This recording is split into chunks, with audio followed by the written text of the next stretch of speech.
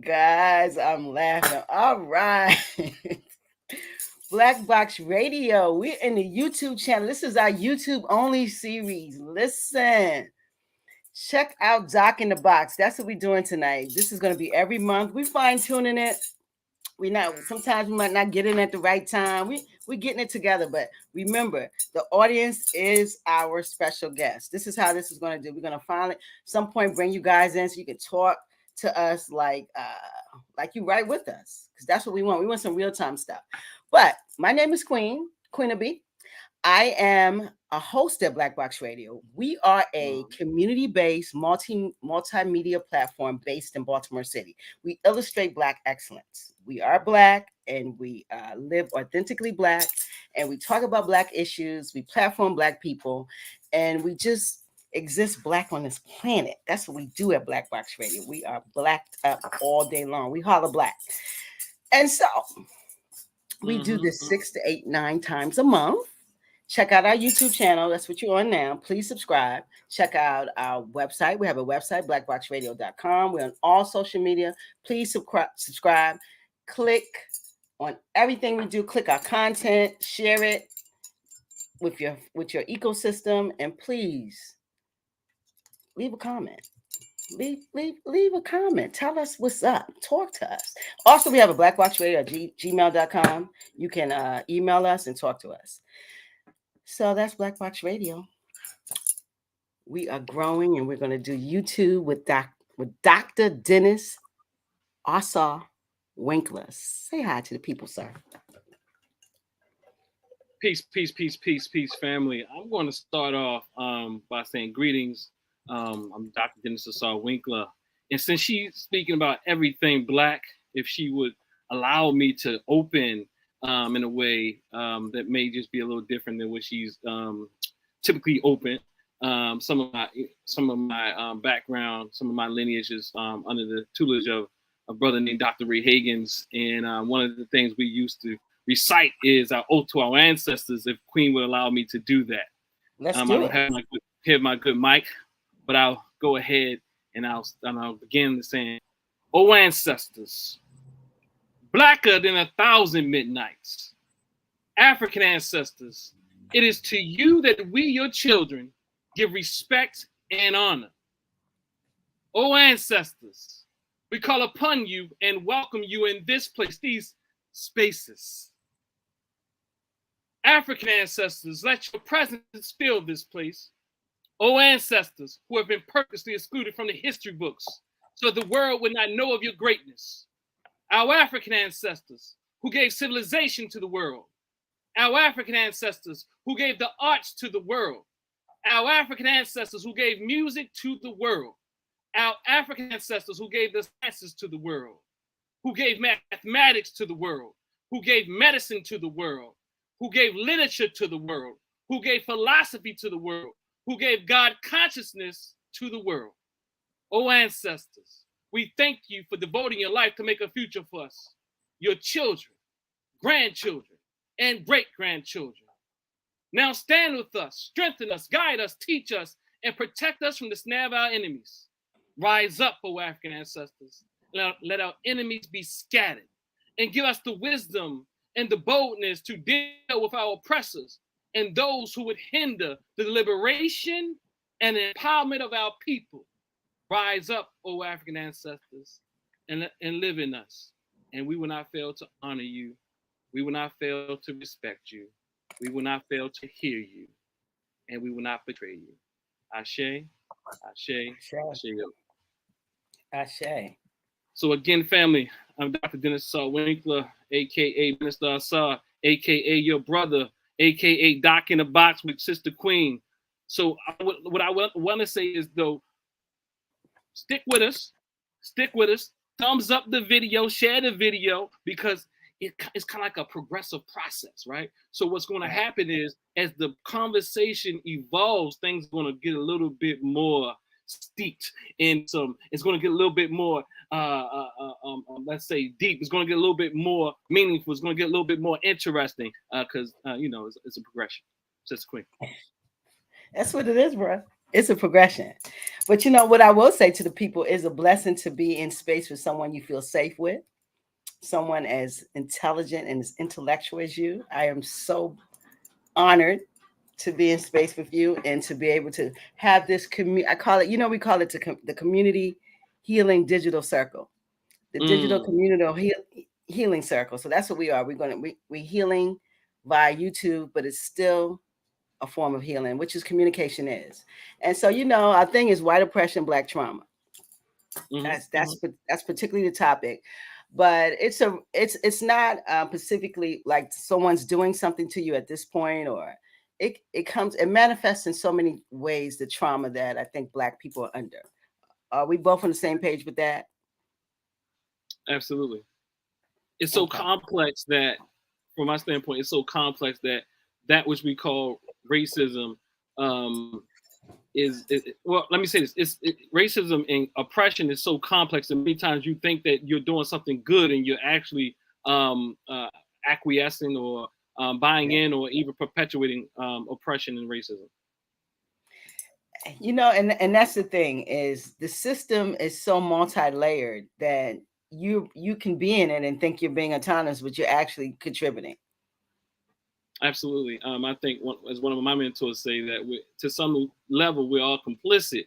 But interestingly enough, I find that those of us who feel like we're actually fighting it, as we evolve and in understanding, we begin to understand how we actually, when we thought we were fighting the system, we were actually more complicit than those who we thought were complicit with the system, because it's so complex. It's so, I mean, I'm not even thinking it's a well thought out thing. I'm not even giving anybody that amount of brain power, because sometimes even giving people brain power is a part of the system, and sometimes you know, we create these people that are all knowing, all powerful, omniscient, omnipresent. They're just not that.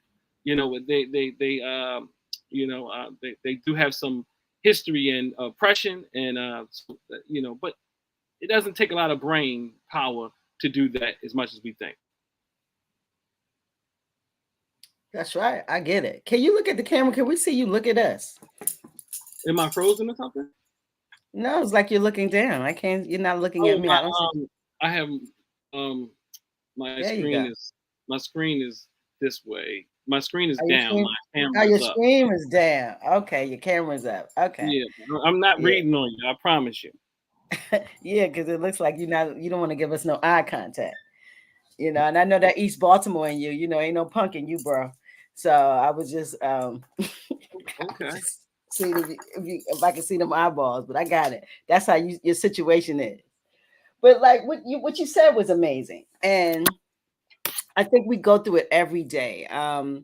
Because I think this is a time in history where we see so much. I don't know, empathy for the Black experience. Can I say that, or some empathy, because there's no empathy, I think, but I think some type of I don't know the word to describe it, but I see that, you know, we're talking about Black led, and there's a lot of monies out there for things for Black people. I see the reparations going down in California. Did you see that recently? Where California wants to give 1.2 million to each Black resident.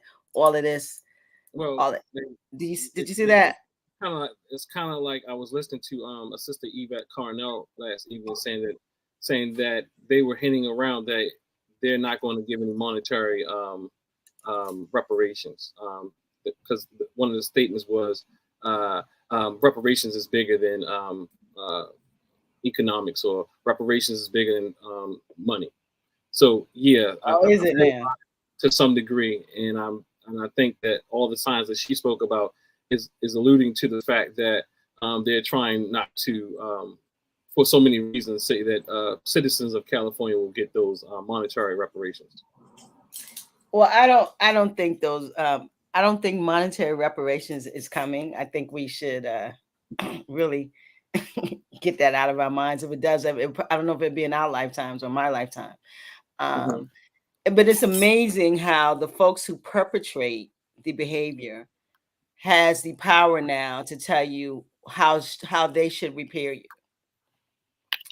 and then they can say the degree of what repair is permissible. When you are the damage, you did the damage. I don't understand how this process to me, Brother Ausar, seems like it's incestuous.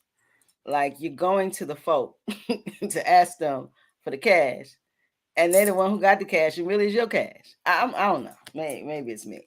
What's your Am I thoughts looking at about that that? wrong? I'm not sure if there's a wrong or right, or if I'm intelligent enough to answer that question. But what I wanted to know, what do you suggest? I'm suggesting that yes, we need to be prepared, but we have been going over this same questioning for probably the last 60 years or 50 years. And we to no avail. The same, let's start a commission, let's look at it. Same things that these folks do all the time. And the expectations is something should come out of it. Nothing ever does, but the same conversation. And my question is, the repair that we're asking for is coming from the folks who did the damage. Why would they repair you? Why would they repair you? Why would they repair? And why would they give you a space where now you can compete with them to a point where you uniquely have some resources? Well, so they're going to give you those resources. How does that work? So they're going to give you the resources. Yeah. So do you suggest that they don't ask them for it? No, I suggest you ask, but I suggest that the way we're asking has been the same way for the last 50 years. Now it's time to activate the asking, like take something, like show you, like, listen, we're not going to do this if we don't get this. Oh, okay. We're going to have to push the envelope because these folks have been running around this track for 50 years. How many times are we going to keep asking? How long do you ask for a piece of cheese, then you just wait for somebody to go to sleep and go in the kitchen and get you a piece of cheese? So how do you suppose we go and get the cheese? I'm not sure. That's where I don't, I'm not into the policy thing. I don't know much about policy. I know Africans need repair. That's what I do know. I don't know the way, but I think that it needs to be constructed in a way that we start looking at how we're moving our resources around so we can kind of push that conversation because our behaviors have changed. But the question is, how can we do that also because we're not united in our movements? So you're saying pushed around our resources, like what, boycotts and things of that nature, or or you saying more than boycott doesn't work when you don't have. See, the thing with the problem with boycott is when you don't have a way to replace what you're boycotting, you're going to go back to it. So so you stop shopping for 2 days. The third day you're going to shop. They're just going to wait you out, right? Yes. So So some would argue, like, so what are you suggesting we do with the things that we push around? Do you have an exact, more clear, absolute sense of what you're speaking to? See, the problem with people who talk, see, this is what you're trying to get at. The problem with people who talk and suggest, they don't really have a way to go about it, but they run their mouth. So I'm going to say I'm in that party today. I'm running my mouth about something, but I do not have a way of actually solving what I'm running my mouth about, truthfully. Yeah. So, I mean, I feel like I agree with that. A lot of us, we're just tired to some degree. Tired. Yeah. And because we're tired, we become frustrated. And I think we want to just go ahead. I think you really want to say, let's just go and take it, right. But, but how do we take it? One thing that I've come to conclude in this young stage of my life, when I say young stage of my life, I mean my knowledge and understanding, is that these things are very complex. I say that a lot, right? And that's your word, bro. And that's my word? That's your word, bro. Yeah. And sometimes we get tired of those who are actually out there doing the work. I mean, what I mean is, even if they're out there asking for the money or what have you, we're tired because they're asking. But what happens with us is we'll just sit on the sideline and say we're tired of them asking for the money. That's it. There you go. Call me out. And then another thing I realize is, and I understand where that comes from, though. I do understand why we would be tired. I think that's that's almost a natural place to be for many of us when we feel like we've been done dirty for so long. So then we have these factions in our community, which I think oppression is here. Oppression is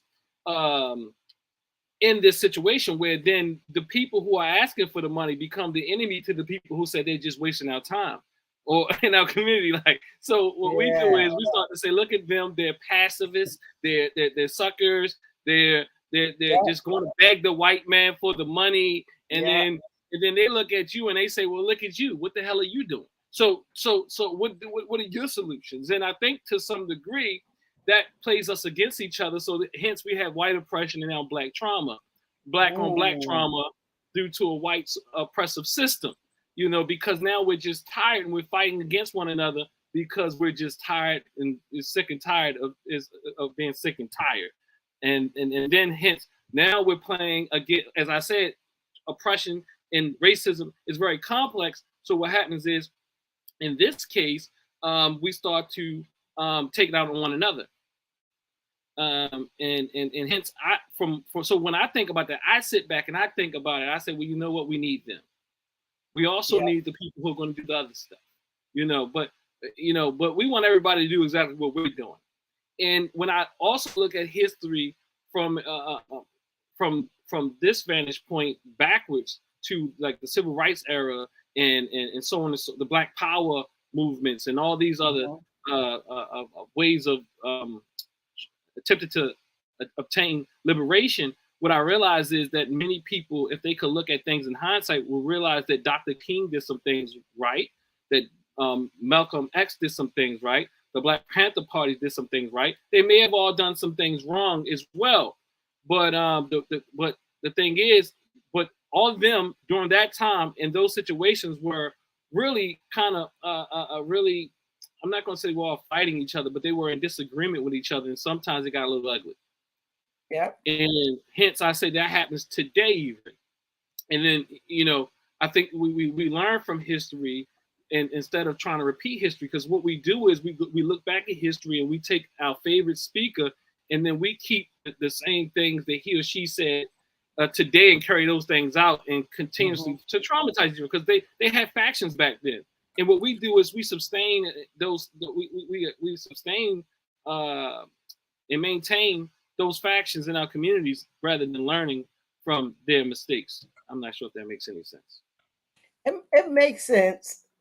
But then I think that that's another way how the trauma shows up, is like we really fight each other during the fight. You know what I'm saying? Because, and is that a sense of not being empowered though? Like when you don't have systems, you don't have ways of pushing the system because it's not yours. You're not empowered in the system. You have no real capacity in the system, but to feed it. Is it realistic?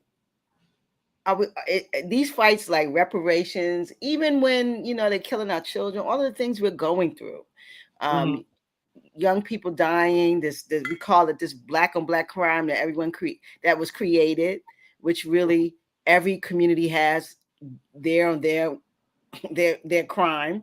Everybody because crime is proximal.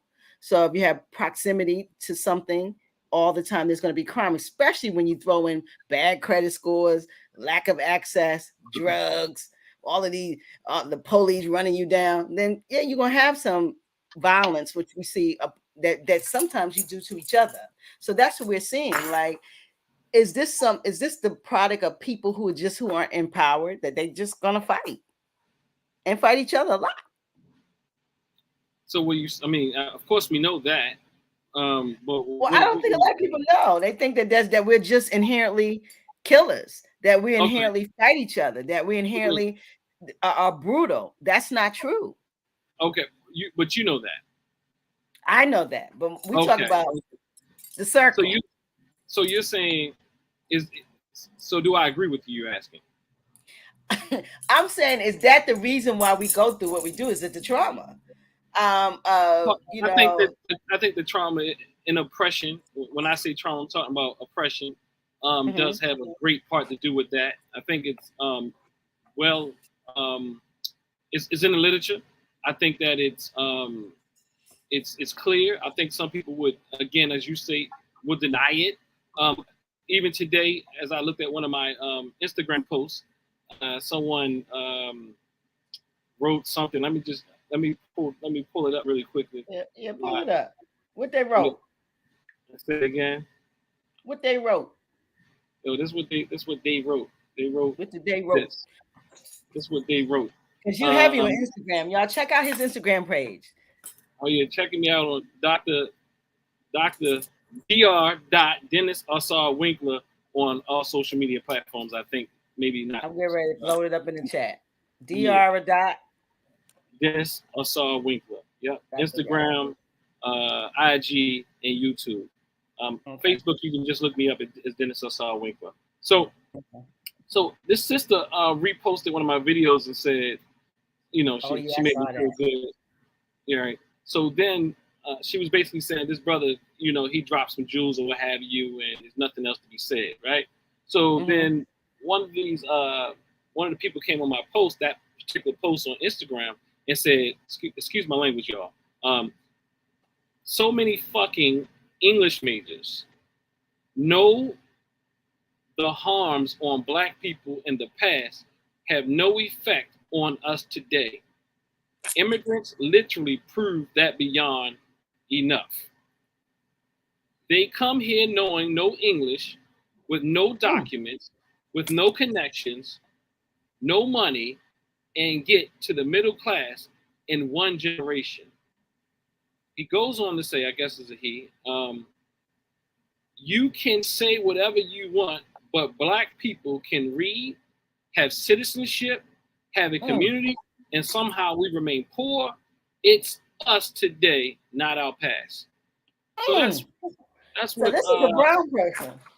Because if you say our past, you got to be African to say that. Say it again.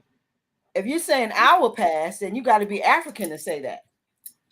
That's somebody who's African, because he said our past. It isn't our past. Okay, so you're saying a Black person, right? So it's a Black person. Yeah. So because some people might think African from the continent. Oh, they don't think they're African. That's right. Diasporic. Yeah, y'all Black people. So a diasporic African. Yeah. Absolutely. So Black. So this person has to be Black that said that. Right? I'm assuming from what he wrote and also his picture, but there's trolls out here. But let's go with the assumption that he's Black. All right, break it down. So I think that this actually substantiates and supports what you were saying. Not all of us know this. And some of us, it's easier again for us to really, I don't think this brother's really coming from a place that is. I think he's doing good. I think he believes that he's sending a message to help us. And I do want to be careful with that, because sometimes what happens is, again, as we were speaking to earlier, we begin to believe that he's our enemy. And see, that's what the oppressive system wants us to do. But really, he's like, I'm out of answers. Immigrants are doing it. Other people are doing it, and his delusion is he's looking at what he calls the quote unquote middle class, which is also an illusion here in the United States, especially if you absolute illusion. Exactly. Being cleanly in the middle class is a very what does that really mean? It means much of nothing. In fact, the middle class, what we call the middle class in America, is much more what we call all of us the working class or the laborers to the society. And I think we really clearly need to know that really everybody who's working out here, I don't care if you're making 6 figures, 5 figures, 4 figures, or no figures, that really you're still part of the enslaved, because there's only few people out here to control who have the resources and the control of the resources, and those people right there are the ones who are playing and manipulating all us against one another, no matter what your hue, your race, your gender, your sex, or what have you. They're playing all of us against one another. It just happens to be that us Africans or Black Americans or what have you, or Black people in America in general, we are the ones who are been pigeonholed or the scapegoats of society and put to the lower caste of society. So you don't want to be like them, those black people. You want to be closer to us and less like them, and hence, but dangling the carrot in front of us or in front of them, even us, but really not really being able to really get to that point. Most of the people who are poor in this country or in the working class, the middle class, or whatever class you want to call it, which all that stuff is games as well. They kind of stay where they are. Like if you are poor and you're black, you might be upwardly mobile to some degree, but most of the people are going to stay there. If you're poor and you're white, you have less chances even. And this might be crazy. You have less chances to even be upwardly mobile than that black person. Why do you say that? Stop there. The research, I mean, the last check, we could recheck that again. But there's a book that I read about black families, psychology of black families. What is it? Black Families at the Crossroad was actually outlined that black people, African Americans, are more upwardly mobile than their white counterparts who start from the same position. So if Absolutely. you're white and poor, you're more likely to stay in that quote unquote class system, quote unquote. So why'd your book say that? What are the factors that happens? Because you're in the same space. So, and you're white, so you should be way more upward mobile. So that's part of the illusion. That's part of the illusion. See, I think race is good for some things, but I think it's also been created to cause confusion because we see all white people as the same. But if you go down to Essex, those white people have been poor for generations. If you go down to South Baltimore, they've been poor for generations. If you go out to West Virginia, they've been poor for generations. That's why they're really in love with Trump, because they feel like Trump is going to save them against the government that is against them. Let's say this again. Let me ask you, am I breaking up? Because I'm seeing some choppiness here. You're doing amazing. Come on, let's go. Okay. So they are still poor. They've been living in middle America. Trump is going to save them. And we feel like, see, the thing about us as black people in our community, we always say only black people are looking for a leader to save them, which is false. Trump is a prime example of that. You're dropping them gems today, bro. You said only, because that's the thing they said, we're looking for a savior all the time. Yeah, wow. and I like to, and you know how I even go past Trump. I say, well, look, we always see this is part of us, our trauma, where we want to beat up on each other and beat us straight because we think that if we beat up on each other hard enough and long enough, that somehow we're going to actually conform and we're going to liberate one another. It doesn't work that way. Research supports that. There's no scared straight tactics. Scared straight tactics don't even work for those who they used to take into prisons and try to get the young children to scare them straight. They actually don't. They don't work. They never go straight. They never go straight. It doesn't work. So see what happens is we take this depth approach. But another example I often throw out is the Pope. I told him I was on a call. Oh no. It's on my computer. But nonetheless, so what happens is when we look at the Pope, so I think like when we say things like we're the only ones that need a leader. Who's the biggest leader, quote unquote, on this earth? Who's bigger than the damn Pope? And who follows the Pope? So who's bigger than Pope God? Say it again. I said, who's bigger in America? Then who? I mean, the world. As a leader, who's is the Pope. The world? Probably the biggest leader. What leader that we have in the black community that we have more adherents following than those white folks or just the world who follows the Pope? You're right. So people don't even look at that. So say it again. People don't even look at that. Yes. So that's the trauma. That's the trauma. And we believe this thing because we want to scare people straight. We're the only ones. We're the only ones that do this. We're the only ones that don't do that. We don't do this, and we don't. So when you start hearing people saying we're the only ones, and only this, and only that, and only this, and we're the only ones that do that, and the only ones that you can fact check them really quickly because it's a lie. It's not true. They may believe it, but it's not true. That's how people think I'm smart. I just know that's bullshit. Excuse my language, but I like that language. All I know is what I'm saying. When somebody say the only, and they really mean it when they say it, we're the only one. We don't own nothing. We're the only ones to do this. We don't like, no, that's not actually true. And I think we really would do better in really looking at the data, really looking at the research, really looking at what's out there, because the deficit model just does not work in uplifting people. Because at some point, and see, I come into great debate with many in the community, because sometimes I try to, or I'll say something counter to these myths. And sometimes when you're taking people's myths away, it's like taking away their values, their culture, their way of seeing the world. And so I have to be careful with that, to be honest with you. I have to be more gentle with that. I have to be more careful with that. But at the same time, these myths, the reasons why I challenge these myths, because they do nothing for us to liberate us. They keep us feeling inferior. When you tell people you're the only this and you're the only that, and black people are the only ones that unite, and black people are the only ones killing each other, and NIGDERs and all this, where they begin to believe that white people are I'm talking about even in those communities where we find ourselves reading all these books, we believe that white people are more humane for some reason. We believe, even though we read that they're not, we still believe that they're more humane, because we're not the only, black people are not the only ones that fight. Black people are not the only ones that disagree. Black people are not the only ones. Look, you cannot juxtapose black people to white people in these forms of in-group fighting, and we will not even match up. We would not match up. There's no comparison. We don't drop bombs on one another. So what I'm saying, and maybe we dropped the bomb. I have to look at the research, but I know we ain't dropping like they did. I can tell you that. No. They are the bomb droppers. Believe it.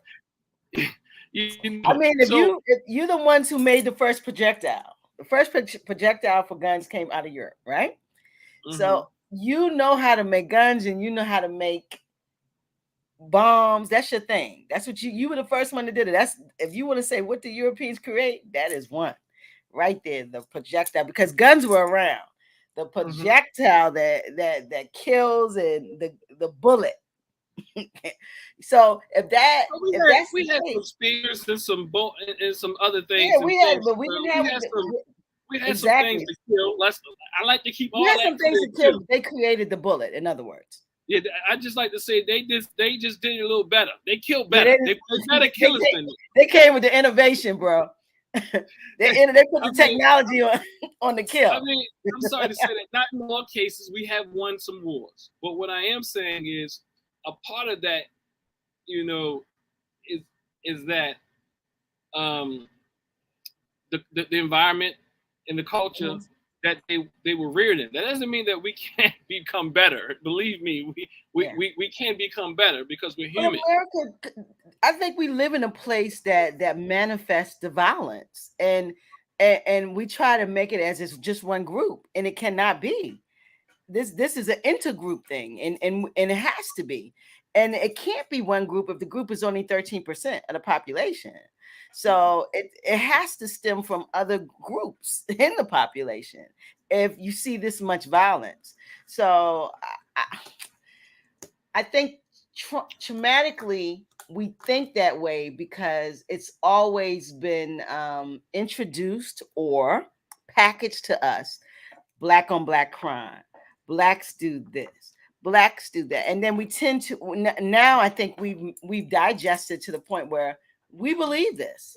Like, we're the most violent. Our kids are the most out of control. All of it's lies. We do believe that. And we do. It's a problem.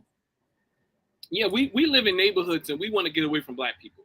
I'm not saying me. I'm just saying that, and I'm not saying that. I think we have to be honest about these things. And guess what? I don't even hate on my brothers and sisters who do it. At some point, I used to call people out. Not really call them out, but in my mind, I'm like, look at them.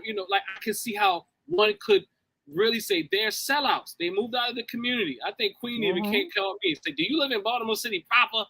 you know, because she's gonna call me out. But I do live in Baltimore City proper. Yeah, I actually live in Baltimore City proper.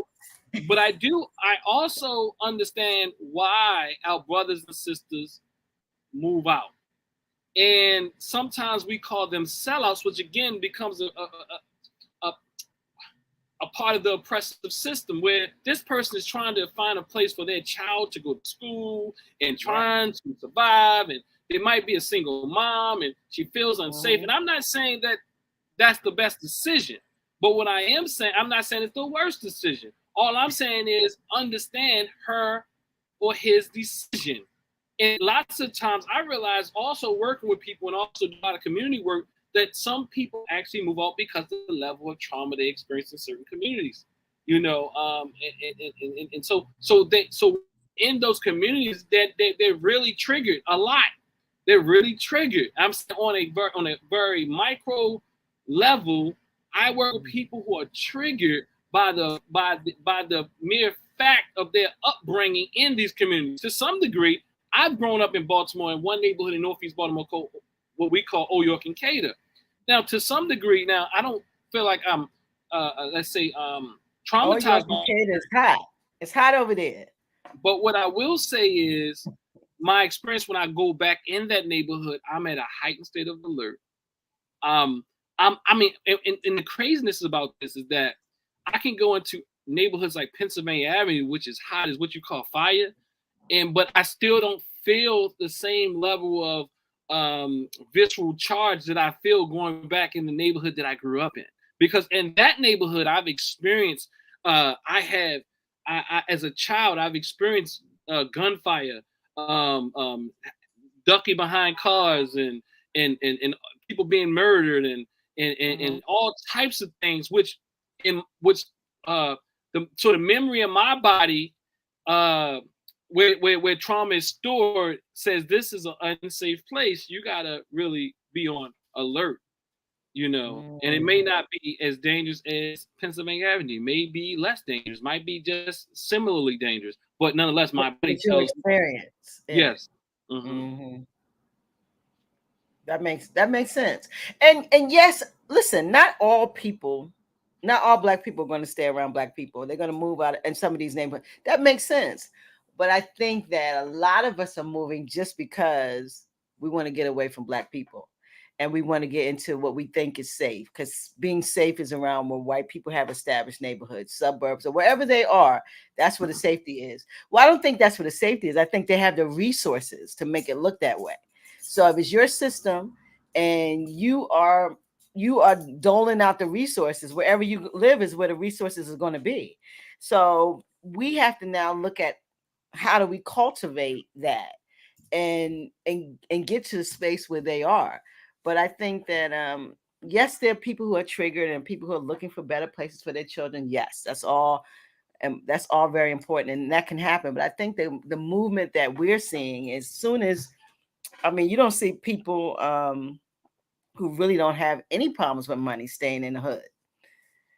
They don't need anybody. I said people who like people who have a lot of money. And then they don't need, they can send their kids to private school and live in the hood.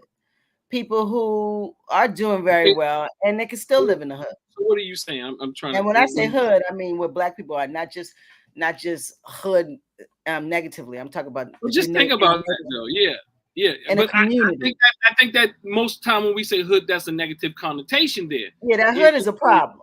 Yes. Yeah, so in our minds, even we see the Black community as the hood. It doesn't matter what social economic status is, how many two-parent households are there, or what have you. There's conversation in our communities. So they just moved to the hood. They just moved out there. I don't think that's we. I think that's been repackaged by them. They take whatever word that we throw out. Like when we broke down hood, because that's what we do. We break down every word. We change vernacular. We change language. So we call our hood the hood. I didn't live around Black people all my life. We know what we mean hood. And in Baltimore, but I think we called it hood, and then it was we got the hood, and we got the hood, and then we got the hood. So we got levels of hoods. You understand? What's wrong with damn hoods, bro? Say it again. You said the hood. What's the hood? In Baltimore, we got hoods, that's just the one you were just speaking about. That's because just we're black and it's a black community. Come on with it. You know, and then we got hoods. Then we got hoods. Bro, what's hood? We know the hood is probably like Green Mountain. The hood is probably Pennsylvania Avenue. So what I'm saying is calling people stuff out. Be careful about that. No, I'm just saying. No, I don't have to be careful. These are my people. This is what I'm saying. This is what we talk. This is how we talk. This is not a down look. If you talk to anybody in Baltimore, they're gonna know what the hood is, the hood, and the hood. And it might got some more hoods. Hood. I thought it was a hoodie hood, but I hear you. No, so we understand that there's levels to this hoodness. You know, there is. I think that's a black thing, though. That's what I'm saying. I think it's like I call them like black euphemisms. Like we have these things, a way of talking, a way of communicating. But as I see, every time that our young people or words come out of our community, they're repackaged. Like now, woke. That everybody's woke now. Woke is woke. But this is something that we were talking about. We brought out woke. Now woke is in the legislature. They're making legislation about woke. They're doing all these things around words that we're using just to speak about our conditioning and just to communicate with each other. And I think hood, yes, we live in a hood. You know, that's my hood, this your hood. But I think the negative connotations came when it's packaged by other people who don't even understand how we talk. So they use our words and then it becomes this negative. Oh, you know, they live in the hood. But it really is, we were just talking about where we live. And you're right, there are degrees of the hood, but that's black stuff to me. What am I wrong with that? I think that's like a black euphemism. Like we know the definition of hood. I think black people need to understand that once you put a thing out there, it's everybody's. No, it isn't, damn it. We about to fight. You cannot. No, it isn't. That's the problem. That's the problem. Everybody can use a word. When you create a language, you create when Bob lives around your way. Who? When Bob, I'm sorry, let me get Robbie. I had a white boy around my neighborhood called Robbie, and he grew up with us. He grew up with us, and you think that somehow his language is going to be different when he was reared around us? He's going to use. No, I think Robbie's going to get a pass. We understand that, but I'm talking about Ted Cruz don't live in your hood. These boys that I hear talking about woke every minute. This boy in Florida. I get what you're saying. You're saying that you don't. I get that. I agree with that. I think that. See, I don't think. See, again, I think race becomes the convenient issue here. It's like it's bigger than race though. When you talk like that. No, it's not. Let me give you an example. Because they create words and we don't bother them. You don't see black people around here calling each other dudes or yes, they do. They just say it differently. Not to the degree. Come on, you know what I'm talking about. Yes, it happens, but whatever comes out of the black community, it is everyone. It goes into everyone's mouth. My bad. What's up? Okay, so let me give you an example why it's bigger than race. The reason why it's larger than race is because you better have a good example. If you had an auntie who was upper class black, quote unquote, and she's lived in Ellicott City, and her children now lived in Ellicott City, and now they come and they say, this is the hood. Now you're going to take exception to that shit. So what I'm saying is it has to do more than race. I'm not saying race is not a factor, but you know exactly what I'm saying here. You know that's real deal. That's some real stuff there. That's some real stuff, but it's still black stuff. You want to talk to auntie like, listen, sis, that's not how we talk around here because you live in Ellicott. Especially if she funding your college. But what I'm saying is, what is wrong with you? And that auntie probably was a tough auntie that didn't take no mess from nobody. And she raised her children, and her children think that they think their children's better than my children and all that, but nobody don't ever say it. Look, I'm black. I'm gonna let you know this. I'm black. I'm black. So I mean, this is not some outside experience. This is inside and outside. This is observation and inside experience. You know, what's wrong with you? And my experience is even more complex than that because I am black American. My wife is black Jamaican, and So that even goes, we can even get into how the Caribbean and American versus African, all these type of things where these things can be played. So I do get, but my whole point is the word hood has a negative connotation on it. The interesting piece is, though, me growing up in the hood, let me say it, me growing up in the hood because it was dirty, because we had the shooters, we had the crack, most crack, we had all that. That was looked at as something to aspire for, even. So yes, hood had a positive connotation in a very distorted way. But let me push back a little, because what I heard from you, I'm gonna push back, because listen, you coming what you talking. I gotta wonder about you sometime when you come with all of this intellectual wisdom, like you come. It's off the cuff, so please excuse me. I may change my thought. No, this is what we do. No, I want you off the cuff. Stay right where you at on that cuff joint. So listen. So I heard what you had to say, and that's your truth. You're saying no. You gotta say I'm absolutely right. No, I'm gonna say you're absolutely right. the hood does have negative connotations, but again, I will say is the things that you said. The hood is that way because you have the shooters, you have the crack, the most crack. You said all of that, right? And absolutely, that's what makes the hood. But what controls that? We don't bring any drugs. Let me talk. Doc. You gotta let me talk. This Doc in the box. I'm the box, damn it. Okay, go ahead. So you write this Doc in the book, but listen to that. Okay, so you talked about crack. Africans can't bring crack in this country. We can't even bring socks in this country. Number one. Number two, shooters. Africans ain't moving no guns around. Somebody dropping the guns in that. The dirt, the grime, the disinvestment in our neighborhoods, all of that comes from a concerted plan.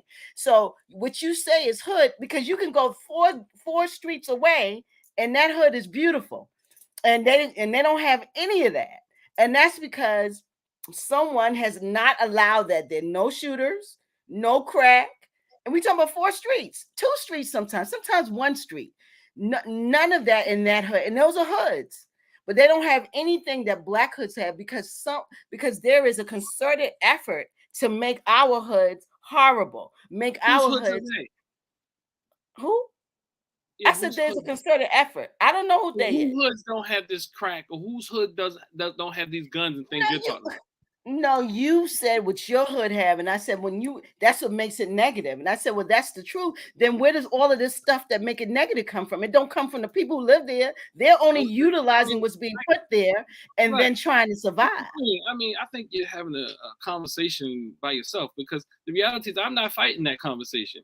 My thought, I know that Black people, for the most part, let me not say exclusively, don't bring guns in this country. But what I will say, for the most part, that I get it, that we don't have the means, the resources to bring all these things about. I'm not going to go as far as say that we're not complicit with it to some degree. No, I'm not saying we're not complicit. Yeah, but I will say that those people who have the power and the resources are the ones who bring it into the communities. But I will also go and say this.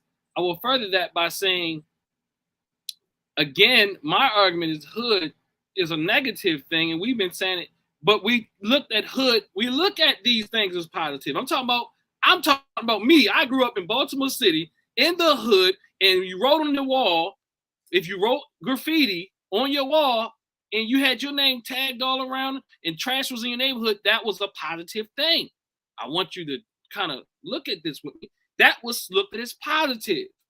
That was positive. That is positive to have all this going on in your community because you come from the. It's positive, but that's all you know, though. Okay, let me finish now, Queen. So the toughest community, this is the toughest community. So yeah, all I'm saying is the oppressive system has not only brought guns in our community. That's the little part. That's little shit. Excuse my language. That's not nothing. The what they have done more than that is put it in our minds that this is positive stuff. There you go. So I mean, I hear you talking about guns. I mean, guns everywhere. It's guns all in all. That little makeup land you just made up a few seconds statement. ago. Hold on, let's go to makeup land you just made up. Is this communities over here don't have guns and drugs? That's a lie. That's not real. They don't have guns and drugs everywhere. So I didn't say they don't have them. I say that the degree that our hood does. We're gonna rewind Alice in Wonderland today. We're gonna have to go and rewind it. Shut up. I am but what I am saying is I agree with you on that point. You're preaching to the choir. But what I but again, remember I said I have to be more sensitive with us? Yeah. And I want to be sensitive, and I have to be more sensitive because when we have these conversations, they trigger us. And I'm not suggesting you're triggered. I'm just saying you are. But what I'm saying,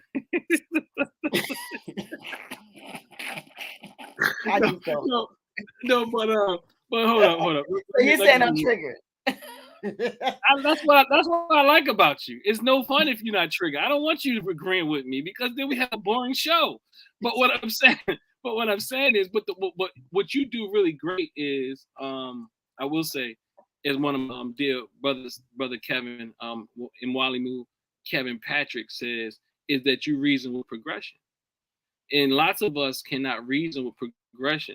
And not all of us fail at it at some point, you know. What I mean by reasoning with progression is that some new information comes in to clarify things. It doesn't take you much to think about it. And even if you don't agree with it, you'll at least consider it. So that's a real powerful attribute of yours. You know, you understand what I'm trying to say? At least that's from my standpoint. I'm not. But I want you guys. That was a compliment from the doc. Did y'all make sure y'all put that, write it down, because we don't get too many of them. All right, go ahead. Write that down, y'all. That was a compliment. but nonetheless, I know. All I'm saying is I know what the hood is. I've grown up in the hood. I'm still in the hood. What I'm saying is I don't even call, you know, so I know that someone will call my community the hood because it's black. But they will, or they might not call it the hood. They may or may not. But we know that there's a differentiation when we say the hood. And again, in Baltimore, we go to levels, call it the hood. So the more you say hood, the more it goes down, and the worse it gets. Yes. The You're more right. you put hood on, the worse it gets. If it was a positive thing, the more you say hood, the better it got. Not today. So I'm saying that we already had that perception before white people said it. And I do have an issue with white people saying things in a way where white people typically will not say hood. Maybe they'll call their thing the hood, but they'll be careful in calling your thing the hood. What they will call it is, they say ghetto. They'll call it basically. Well, the Jewish people, quote unquote, lived in the ghetto. Ghetto means it's a place where people of one ethnic, geographic group or whatever. Absolutely. Who was the first to do a ghetto? Well, we understand that these folks have been, quote unquote, the Jews and maybe the Italians and so on and so forth. But Hitler. Hitler created. But nonetheless, that they can call it the ghetto if they're going to use the same level of standards. Then we have ghettos everywhere. We have white ghettos, we have black ghettos, we have Jewish ghettos. We just have ghettos. You know, I mean, you know, what? Look, they can call it the ghetto all day, but they will call it the inner city, and that's more of the word that I think we should watch out for when we're talking to our white counterparts. They call everything the inner city. The inner city. We should say the inner city. No, they call the inner city. That's the code word. They don't call nothing no hoods. They know you probably smack them. So what I'm saying is like auntie children don't know that they shouldn't say hood because they live out in Bel Air, Ellicott City, and then you probably say, well, Bel Air, that's a different type of hood. That's but what I'm saying is they live out Ellicott City. Let them call it hood. Let our cousins who quote unquote come from a certain level of class, quote unquote, say it. We'll get them. But nonetheless, I think we dug this one down. But can I say what I just looked up? It says ghetto. Ghetto is a part of the city in which members of a minority group live, especially as a result of political, social, legal, environmental, or economic pressure. Ghettos are often known for being more impoverished than other areas of the city. Because you're saying that Europe started ghettos for Jews, which we know Hitler was the big boy in the ghetto world. So when you say ghetto is normally, which makes it negative, not hood, but hood is now the same as like ghetto. You know what I'm saying? Hood's been negative forever. It's just that we're proud of our hoods. There's nothing wrong with being proud of it. I keep trying to tell people, if you live in Baltimore and you live in South and you live in what people call like I tell people out in the county, like, stop, like, brothers and sisters, why are you feeling sorry for them? They feel sorry for you. They don't feel sorry, like they cooking out on the grill in the front and all that, and they on the 3 steps on the stoop, what have you. They don't feel inferior. They feel like something wrong with you. They feel like you was a Tom. So what I'm saying is, like, some people do want to get out of it. Some people love it. So what I'm not even saying it's bad for them to love. What I am saying is, when we say hood though in our community, many hood, you don't just say hood because a real strongly state hood because it's black. It also have to have some level of action going on, which is probably tantamount to when you say ghetto. Yeah, I was just, because as I look at, Mr. Wikipedia, I was looking at the ghetto joint. Then they have a definition for European ghetto and American ghetto. So amazing, and they're different. European ghetto is softer. American ghetto is more urban and all that. But whatever. So we went on a rabbit hole with this hood thing, but it's a good hole. It's a good hole. I mean, I love my hood. I love living around brown people, black people. I think we all should do it. I think it's if we all came together and lived in a community and really committed to creating a community, then that hood would be so fly. Because everyone, if you look, everybody emulates our behavior. We're the only ones running from each other. We gotta get it together. Am I wrong on that, Dr. Dr. Daw? Again, when I say when we create these blanket statements, I think they're always wrong.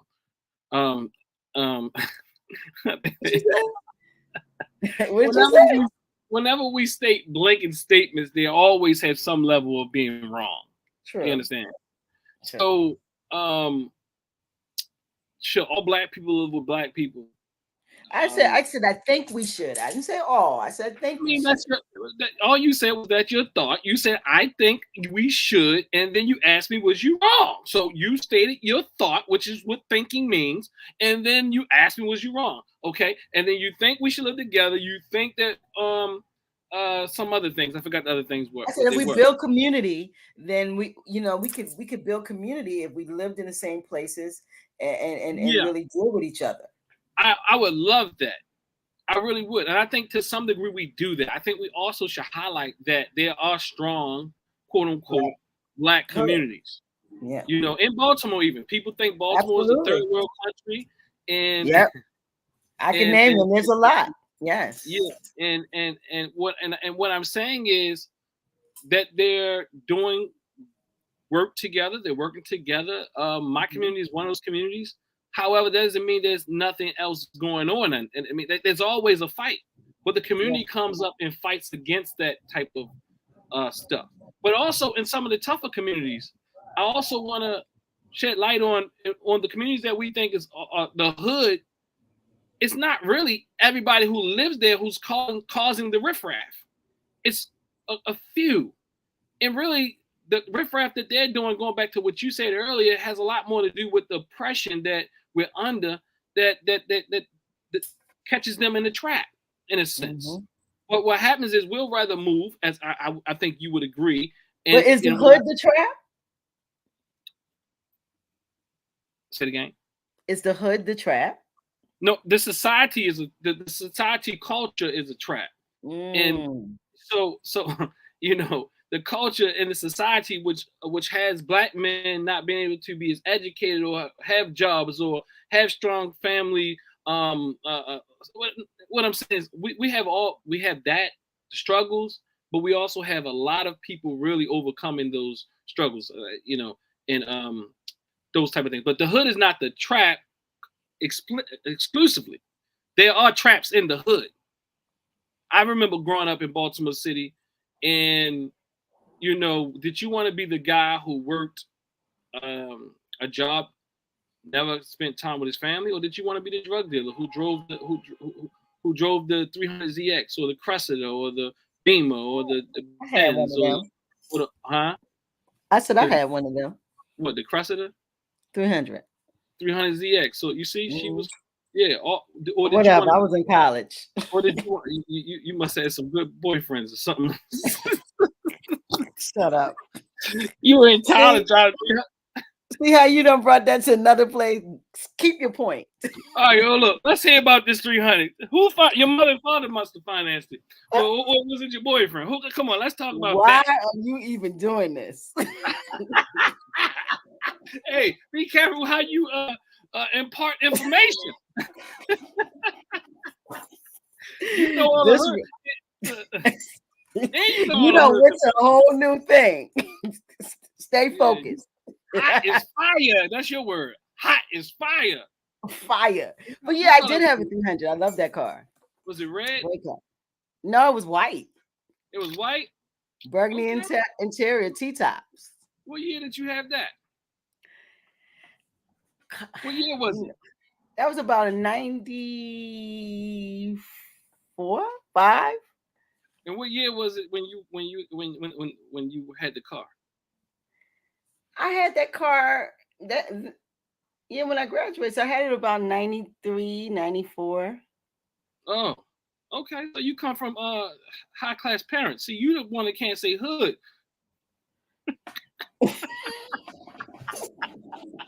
You always starting something, whatever. Nah, my parents didn't buy that, whatever. But okay, anyway, so I'll get his name or whatever or what you was doing back then. All right, I need you to get yourself together. Right, we are talking about white oppression, black trauma. You want some old new stuff? Let's get out. All this is white oppression, black trauma. I'm just trying to tell you. Why would that be black trauma? What's that? What we just talked about. How's that? Well, I mean, I'm just playing around with some of the key determinants, but let's assume you had a boyfriend. Yeah. Back in Baltimore, back in the day, they had the hustler honeys. That's it. We all wanted to be one. Okay, look, say it again. You always made me choke. I mean, it's so unfortunate, but we all wanted to be one. All the young ladies want to be a hustler honey.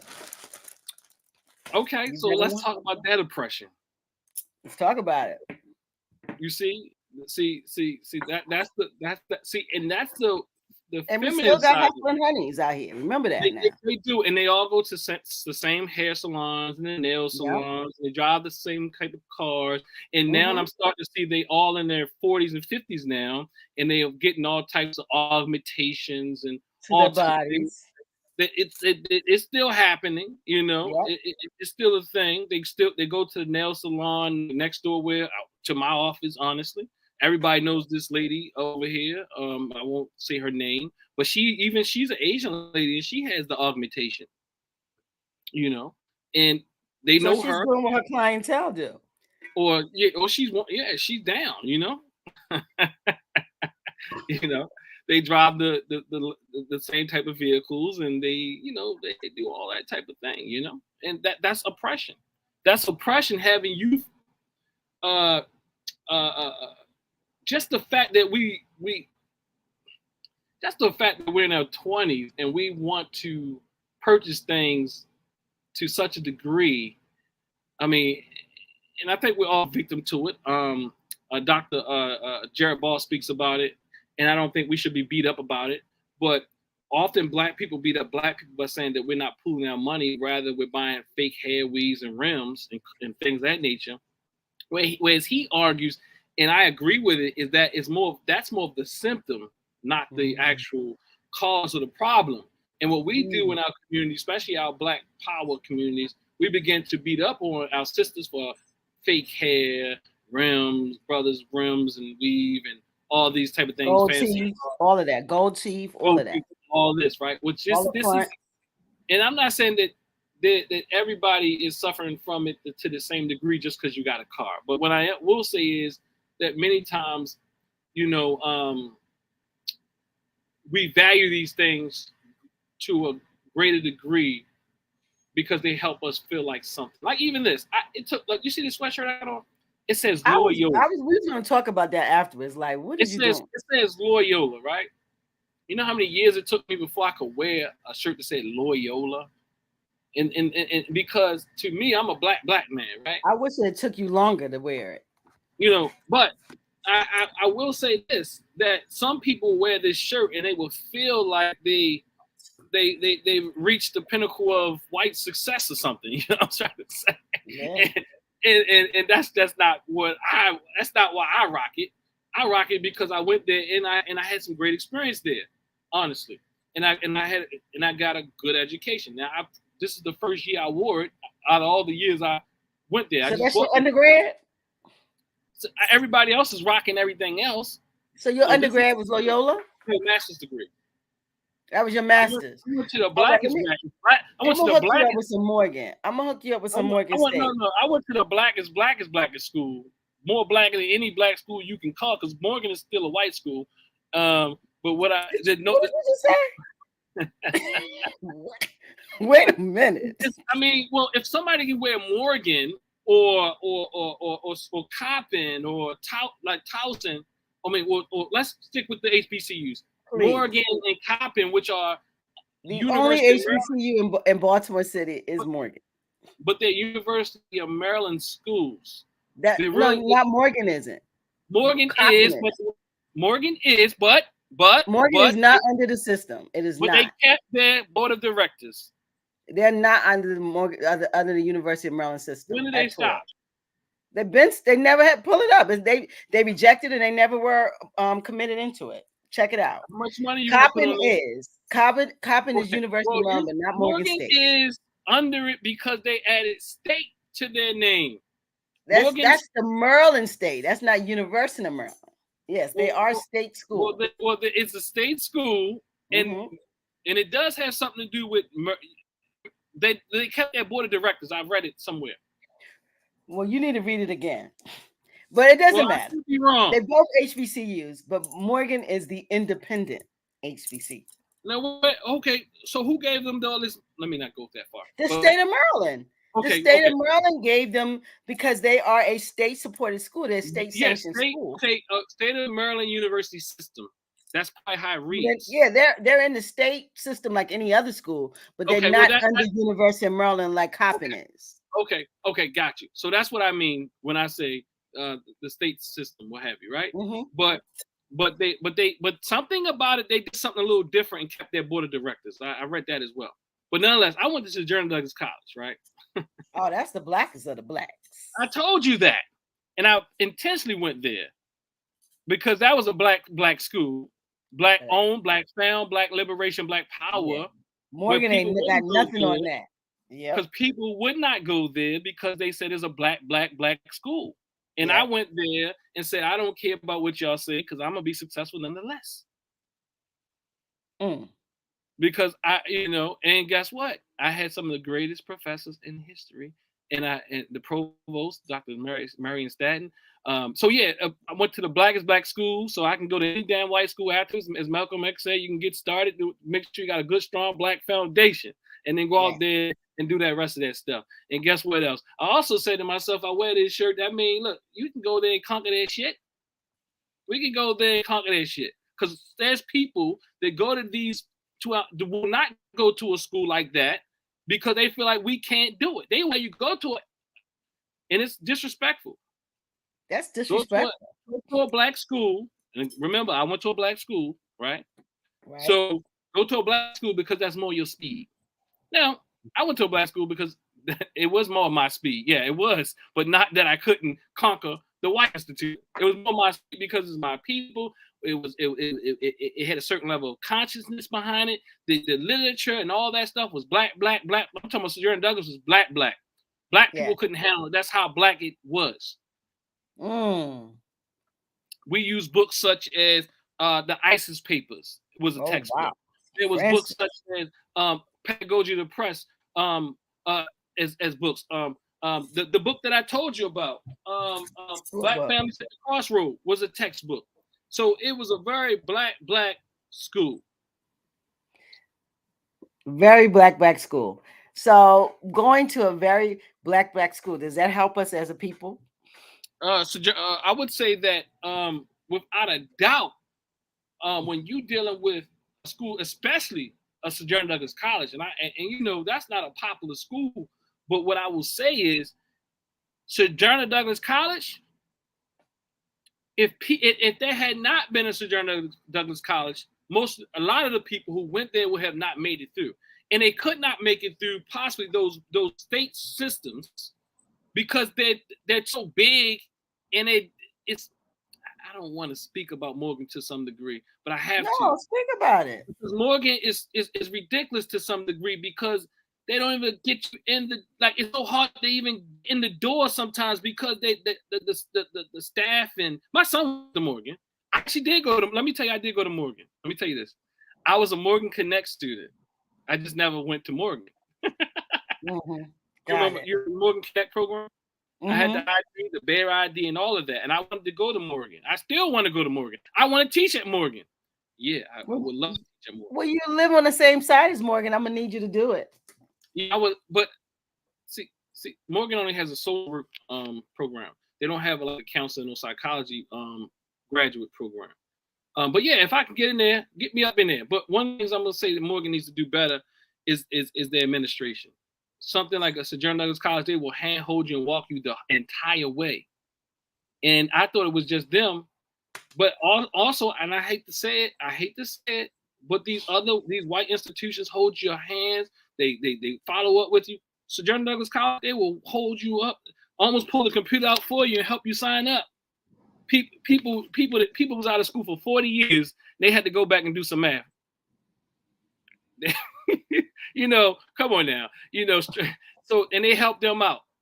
So yeah, a black school. Morgan ain't doing too much of that.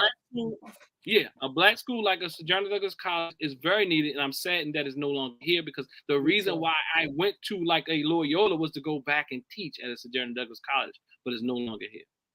Unfortunate, and that's something that we got to look at too. Is why don't we go?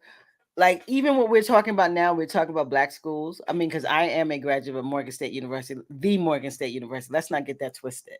So I want everyone to know I am that. Make sure you love Morgan. I love Morgan State University, but I understand that when we are talking about white oppression and black trauma, this really fits in because a lot of black people don't want to go to HBCUs just because it's black. Just because it's an HBCU, they feel that they would be more successful at a PWI. And that again is trauma, that whatever is particularly, well, because these schools are now all state schools. They're all teaching the same curriculum. It has to be state sanctioned curriculum. So you go to Hopkins, you go to all of them, they're all teaching the same stuff. So in all actuality, I think that's a trauma too, that we don't go to our own schools. I TA'd at Hopkins. Huh? And I TA'd at Hopkins. So to some level, I TA'd in the master's degree program there. So that's what TA means. Teacher assistant. So part of my my doctoral work, I had to teach. I had to teach master level master level students. So me being in Baltimore and my school being in Pennsylvania, I knew some people here. So I TA'd at Johns Hopkins University. And I will say that much of what you're saying is actually true. And I'm not going to say there's no differences, but what I'm saying is sometimes there's even some things that they're missing. Some things that might be, you know, like there's a balancing thing. Like some schools are stronger in some areas than others. That's true. And what I'm saying is not always like I think sometimes what people I think people ultimately think the academic rigor of white institutions are so much more difficult, and I would say to some degree that could be true to some degree, but what I will say is there's that what I will say, that's not like a universal truth. And what I mean by that is, there's also like, what I realized going to white school is they give a lot more chances. They get a lot more what? Give chances. Yeah, they do. And I didn't realize that till one day I was in an elevator I was at Loyola, saying I wish I was talking to another Black classmate of mine. So I wish I had a program like this at Morgan. I would have loved to go to Morgan. And for real, this is the truth. Literally, I love Morgan. Like, really, I do. I mean, I do. It's like Morgan is the Baltimore university. You got what I'm trying to say? Like, especially Black. It is the one. Yeah, the Black university in Baltimore, right? And of course, not just Baltimore, because a lot of students come from everywhere to come here. But what I'm saying is, it's our gem, right? It's our jewel, you know. So and it's a research institution as well. And so nonetheless, what I'm trying to say is, I forgot where I was going, but nonetheless, what I'm saying is, okay, in the elevator, I talked to the other Black student who was also in the program, and what she shared with me was, well, I'm not sure if I would want to go to a HBCU or a Black school, because sometimes they're more difficult, that they're more challenging. Like, huh? So she started breaking it down to me, like, what you hear in Black schools, where you don't hear a lot in white schools, is this type of conversation. Well, you know, you gotta work is twice as hard.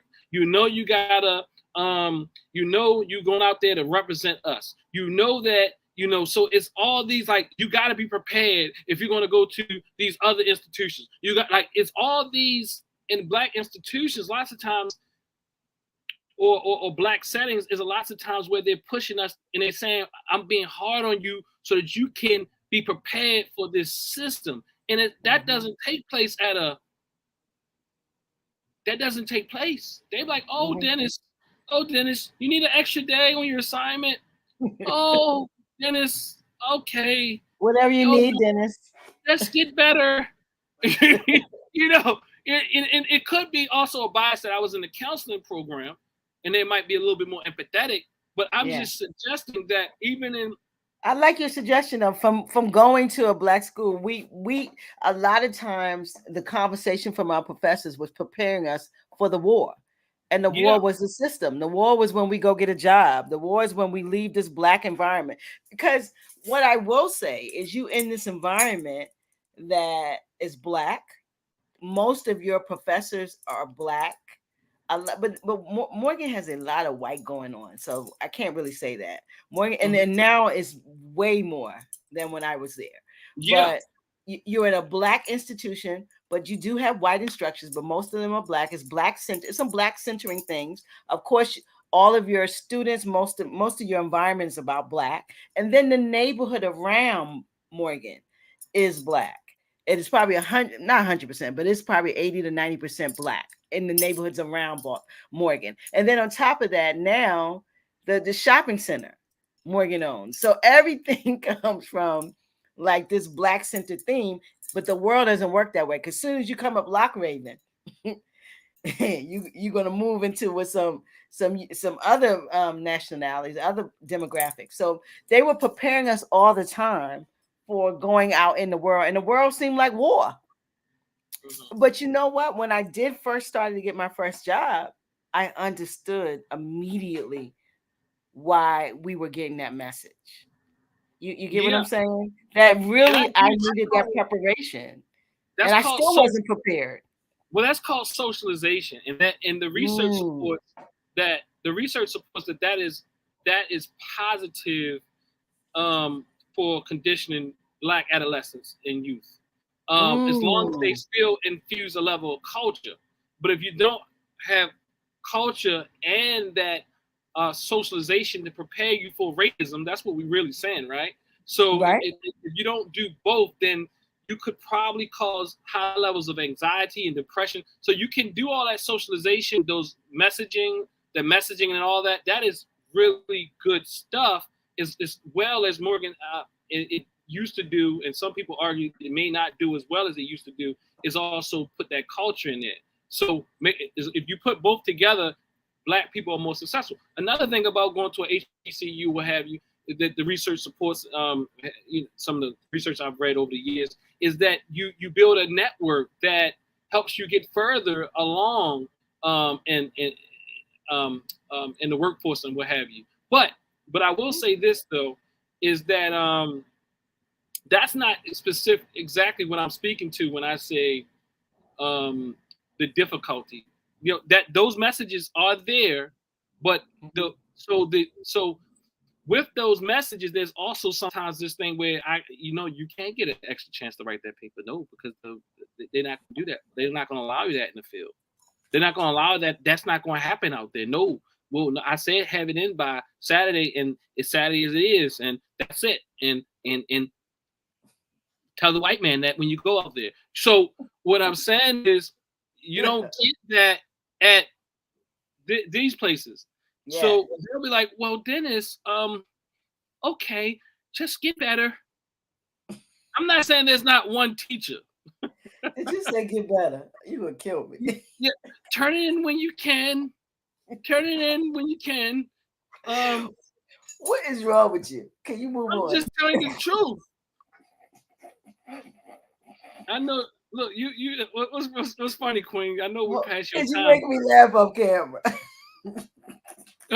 You can laugh on camera, Queen. We I love that get better. I can't stay straight when I laugh because you make me. It makes me fall back off the. They get better. But I had to learn, so the school becomes to further that school becomes such a daunting task that you think you can't even accomplish. Now you're beginning to compare yourself against these white children, and they went to that school and they're still doing better, where they have chances and just get betters. And I went to black schools, so I understand. I'm saying I went to black schools from elementary on up. I grew up in Baltimore, and what people don't understand, when you grow up in Baltimore, I don't care what nobody say. All your teachers was black. The custodian was black. The principal was black. Everybody was black. Look, so I know y'all talk about back in the 20s and the 60s. In Baltimore, you might still find a lot of black. It's probably I know you're gonna still find a lot of black. And see, I grew up just differently. The principals, everybody. My school was all white. All my schools were white. So that's what so I was thirsty for something black. Thirsty to get into be around black people. So it all depends. So what, we've been here an hour and 20 minutes.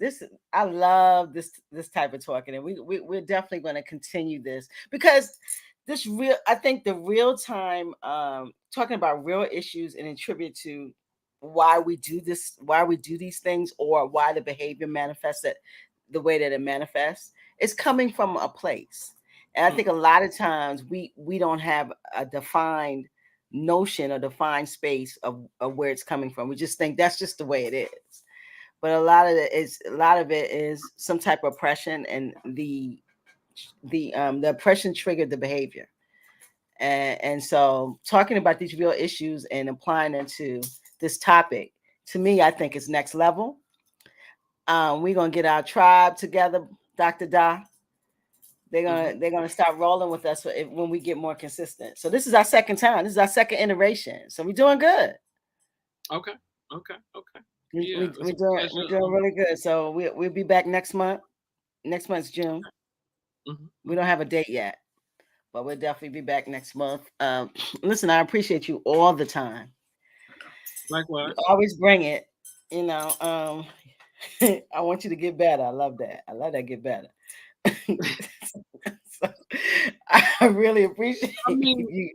I think, but if I could, I think it's important for us to, some of us to really bring back those experiences as well, because to some degree, man, I'm not calling you a man, but I'm just saying, man, it's just we have this mysterious level of white prominence and success, and that, look, let me tell you something. I went to Loyola, and I went to Waynesburg, and some may even say I'm a diversity hire, but you better know this diversity hire was on time if he was a diversity hire. But what I'm saying, because there's other people that came through like me, but my African-centered thought, my black messaging, what you talking about, that my racial socialization, what you talking about what Morgan prepared you to do will prepare you.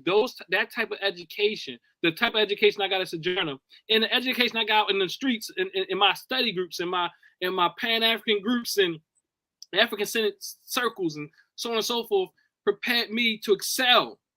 I'm saying even past those counterparts that are European. Yes.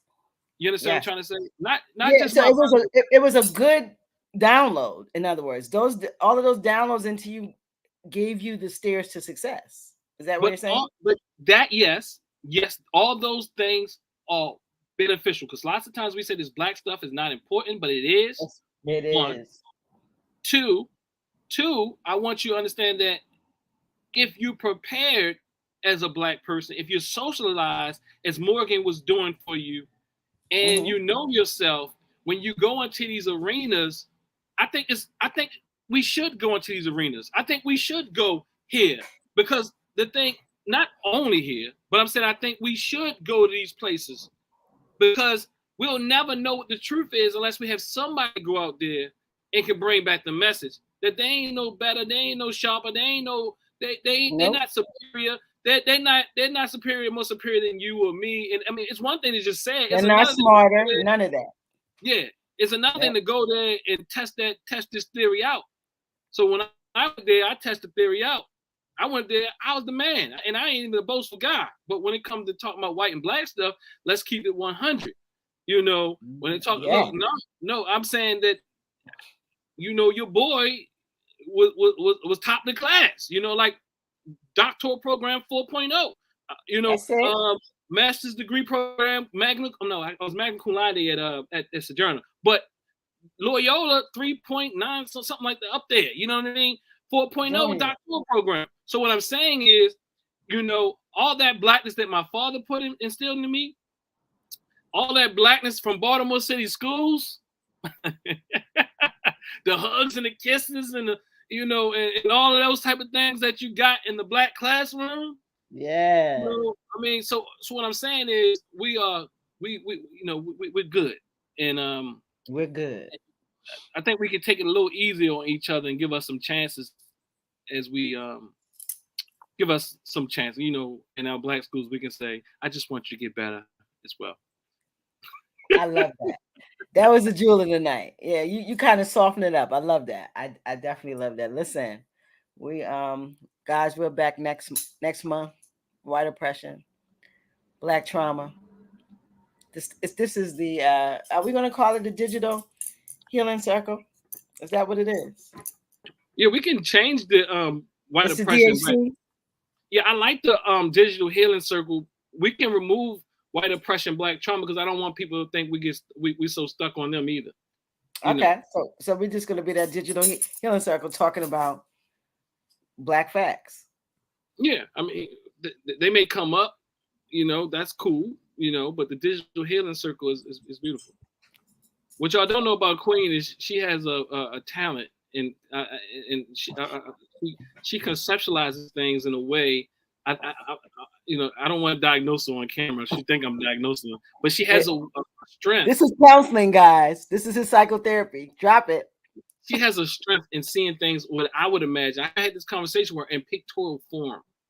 So she envisioned things in a way that she sees it. She sees it. So that's the strength of hers of coming up with these type of digital healing circles and black box and just seeing things. She gets to see things. So there's a strength there. We can talk more about that off camera. So listen, family. That's the second compliment in a day. We got to write this down. This bro, he coming, y'all. That's why he. I noticed I went out of town and I was eating all types of stuff, and my cheeks looked fat on camera. Jesus, I was eating all types of good stuff. That skin is on point, bro. You still looking like black. You still looking black-o-matic over there. Well, thank you. She gave me one, y'all. She gave me one. You looking black-o-matic. Listen, it's one. Hey, hour and 30 minutes. This has been fun. This has been and I feel you really gave me some good points. You made me think about some things. That's what I like about you. That's why you're my partner. So listen, we boxed up and out. Anything you want to say, brother, before we leave up out of here? So if I can just close with this quote. I may do it over and over again. I don't know. But nonetheless, Dr. Naim Akbar says, the wars have been fought on every level. The political, economic, military, even intellectual struggles have been fought and won to the point that we can expect solutions from those arenas or in any other arena of human activity can only occur when we have properly liberated in our minds. When we have been properly liberated in our minds. I say, when we liberate our minds, we liberate our behinds. We think we're free on a physical level, but if they got your mind, they got your behind. So let's continue to liberate your minds. Peace. Ashe, love that. And you spitting right there. I heard them bars. That's what's up. Listen, guys, check us out next one. Doc in the Box. We in here. We coming. Let's like, share. Please share. Like this video, share it, subscribe to the Black Box Radio YouTube channel, and let's build this thing. We need to heal, guys. Real-time conversations with the psychotherapist. You can't get this. Is free game right here. We giving free game. So we'll see you guys next month. We boxed up and out. Deuces. You know, oh yeah, for guys, power with you. Power to the people. Deuces, don't go nowhere, Dr. Da. This for the Black Boxers. Good night.